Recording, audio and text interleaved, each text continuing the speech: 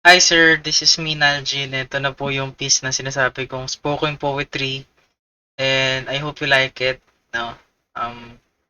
Konting adjustment sa pagbigkas pero maganda naman.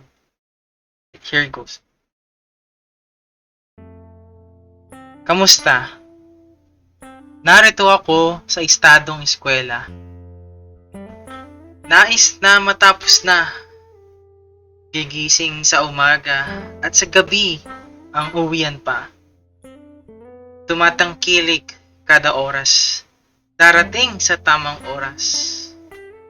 Teka, nakalimutan ko atang kumain ng almusal.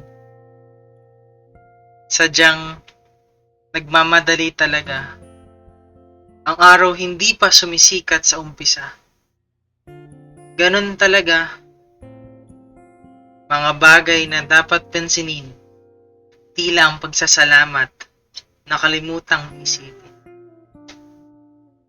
Kahit gaano kahirap ang lakbay, paunti-unting at dahan-daan nakbay. Ngunit ako ito, nagsasabi sa inyo, kahit wala ng pasensya, darating din ang panahon na ako'y magiging psikolohista. Sa una, ang daming pagdududa. Sadyang hindi naging handa, kaya ako'y nadapa. Ang unang naranasan, ang tamis ng pagbibilang.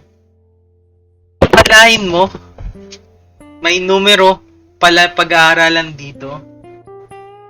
1, 2, 3. Hindi maalis ang tampo. Marami na nangyari na ako'y estudyante.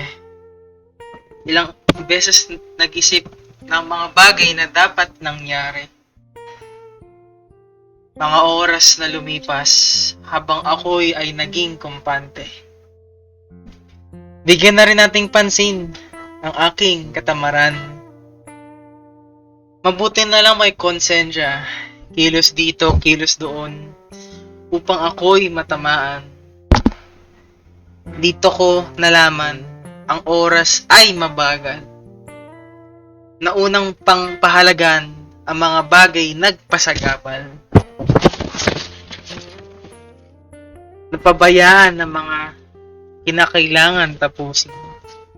Hindi naging madali sa akin.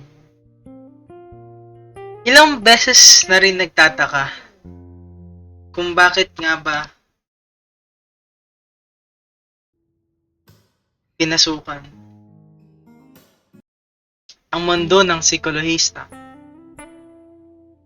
Maganda na sana balikan ang nakaraan upang malaman kailan ko nga ba ito nagustuhan. Pero ayun na nga, sadyang nagmamadali magkolehiyo. Akala ko magiging paraiso. Yung pala ay impyerno. Thank you, sir.